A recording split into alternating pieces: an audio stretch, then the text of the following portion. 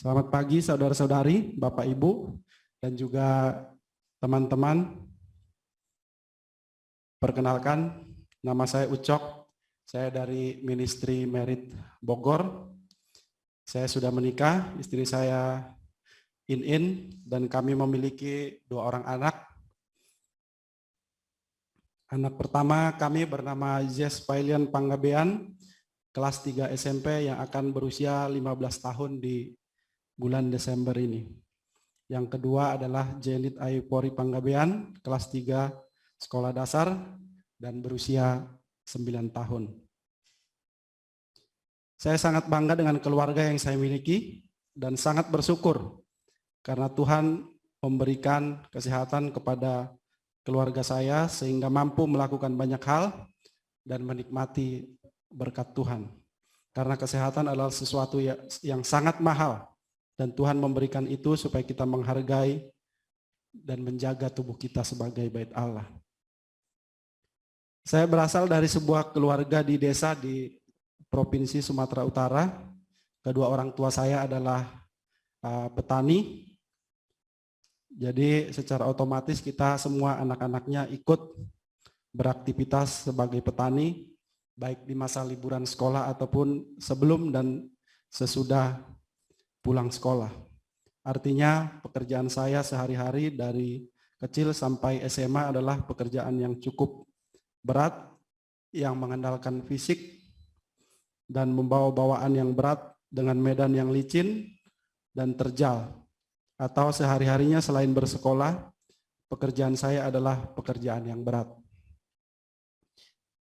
Dengan daerah yang berbukit, terjal, licin, dan yang sebagian daerahnya masih tergolong hutan, dalam banyak aktivitas sehari-hari, saya sering jatuh, baik saat bekerja, membawa beban, atau saat bermain di masa anak-anak.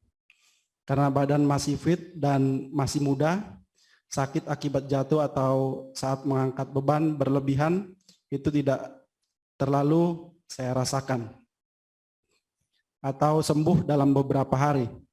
Dan hal itu terjadi berulang-ulang, bahkan saya pernah jatuh ke kali dari sebuah jembatan saat naik motor, atau saya dan motornya sama-sama jatuh ke kali. Tapi karena memang fisik masih kuat, sakit-sakit sedikit tidak terlalu menjadi masalah, atau dicuekin aja tanpa ada pengobatan. Tetapi seiring waktu berjalan, saya mulai merasakan gejala-gejala yang tidak enak saat duduk terlalu lama, berdiri lebih dari 10 menit, atau berjalan kaki 1 kilometer. Pinggang sangat sakit, duduk tidak nyaman, berdiri sakit, dan bahkan ketika berdiri kedua kaki saya mati rasa, seperti darah tidak mengalir. Jadi harus segera duduk supaya tidak jatuh. Kalau komputer seperti restart ya, untuk mengambil tenaga lagi. Gejala-gejala lain juga terus bermunculan. Pinggang sakit ketika tiba-tiba berdiri, badan semua mulai kaku, saya kesulitan duduk kalau tidak di kursi, tidak bisa melantai, tidak bisa jongkok, saat tidur juga tidak bisa nyenyak karena badan kaku. Jadi harus selalu digerakkan. Jadi saat tidur saya bisa berputar-putar di tempat tidur seperti gansing untuk mencari posisi supaya bisa tidur. Jika sebelumnya punya impian bisa tidur di sebuah kamar di atas spring bed dan juga AC yang dingin, ketika itu semua ada, tapi kondisi badan sudah tidak memungkinkan lagi. Karena pinggang akan sangat sakit kalau tidur di tempat yang empuk. Jadi hanya bisa tidur di atas papan atau di tempat tidur yang keras. Waktu masih sekolah, saya kesulitan mendapatkan kaos kaki karena masalah uang.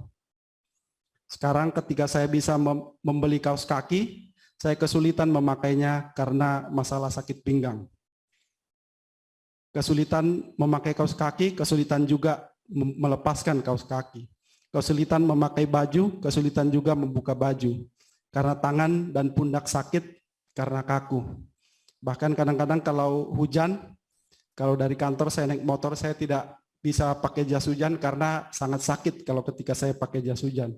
Jadi saya biasa kadang-kadang terobos hujan aja. Tidak bisa berolahraga sembarangan seperti main futsal, bulu tangkis, sepeda, atau olahraga fisik lainnya. Jadi hanya bisa berolahraga ringan seperti jalan kaki, tetapi harus beristirahat beberapa kali karena kaki sudah mulai kaku. Dan setelah saya cek ke dokter dan di ronsen, ternyata ada saraf saya yang kejepit di bagian lumbar 5, itu di belakang pinggang. Itu menjelaskan mengapa hampir seluruh badan saya jadi kaku dan bahkan sakit saat berdiri ataupun duduk. Saraf kejepit mengakibatkan gangguan pada fungsi motorik saraf saya yang kalau dalam kondisi terparah bisa mengakibatkan kelumpuhan. Karena salah satu fungsi motorik adalah mengatur sistem gerak.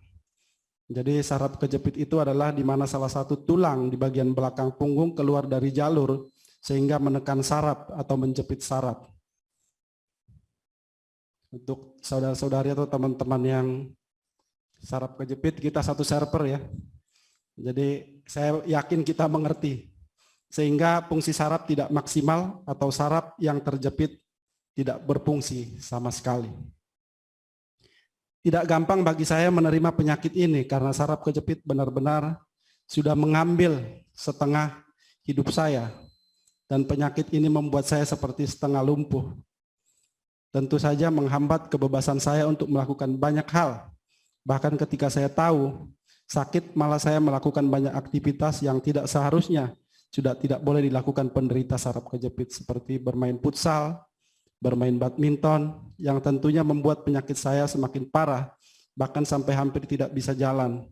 Saya melakukan itu semua karena saya sangat stres dan tidak bisa menerima penyakit saya. Saya sudah pergi ke banyak tempat dan ke banyak ahli, dari dokter fisioterapi, totok, sinse, tusuk jarum, urut, terapi bekam, menggunakan alat terapi, tidak ada yang bisa menyembuhkan. Tidak ada yang membuat lebih baik meski sudah habis banyak waktu, uang, dan tenaga. Dan itu sangat membuat saya capek dan stres. Dengan kondisi penyakit saya, yang paling perlu saya belajar adalah menerima penyakit ini. Hidup dan berdampingan dengan penyakit ini. Tetapi tetap melihat bahwa penyakit ini tidak mengambil nyawa saya. Untuk menjaga tubuh saya dengan baik, ini adalah peringatan buat saya. Perlu waktu yang cukup lama untuk saya bisa menerima kondisi saya dan percaya bahwa meskipun saya sakit, Tuhan tidak pernah meninggalkan saya. Tidak pernah meninggalkan keluarga saya, tetapi terus menjaga keluarga saya dengan berkat yang terus melimpah. Karena saya masih bisa bekerja untuk mencari nafkah buat keluarga saya. Saya percaya bahwa Tuhan sedang mengajar saya untuk berdisiplin supaya saya menjaga dan menghormati tubuh yang diberikan Tuhan sebagai baiknya. Buktinya, meskipun saya sakit, saya masih tetap bisa beribadah, bisa berdoa, bisa membaca firman, bisa bertemu brother sister, bisa tetap melayani seperti saudara-saudara yang lain. Lebih hebatnya lagi, saya bisa bekerja full time, naik motor dan melakukan banyak aktivitas lain, bahkan melebihi orang-orang yang sehat. Mungkin kalau orang melihat saya seperti tidak sakit, itu karena saya belajar menikmati hidup saya dan menerima duri dalam daging sebagai penjagaan diri dari Tuhan. Kalau masalah penyakit, saya punya koleksi banyak. Saya nggak bisa ceritakan semua, koleksinya terlalu banyak ya. Tetapi saya harus belajar untuk melihat bahwa penyakit bukan untuk bikin saya stres, tetapi penyakit untuk diobati. Ada pemikiran lain juga yang masuk ke kepala saya. Jika saya menanggung penyakit saya sendiri, itu wajar, karena kebanyakan adalah ulah saya sendiri. Tetapi Yesus menanggung penyakit saya, dosa saya, pelanggaran saya, dan Yesus rela mati di kayu salib untuk saya. Kalau ada yang harus paling mengeluh dan marah, harusnya adalah Yesus.